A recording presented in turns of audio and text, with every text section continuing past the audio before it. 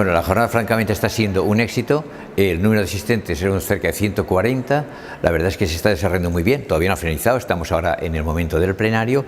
Pero decir que en la pausa que hemos hecho de Networking Café, el tema del networking francamente ha sido muy interesante. Se han participado mucha gente intercambiándose las tarjetas, que es uno de los principales objetivos que nos planteamos en este tipo de actividades, que la gente se conozca, se interrelacionen.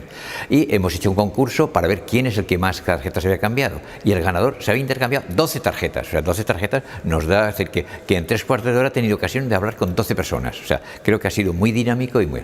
Después también quiero resaltar, pues, es decir, la gran importancia que ha tenido el evento aquí en la zona, porque han venido autoridades y personas de entidades tanto de Sagunto, de toda la comarca del Camp de Morvedre, lo cual creo que eso indica pues que ha habido un respaldo a nivel de la comarca importante, pero también a nivel de la Generalitat Valenciana, porque ha venido la subdirectora general de emprendimiento, con lo cual, es decir, estamos teniendo un nivel de difusión muy importante de lo que ha sido la jornada.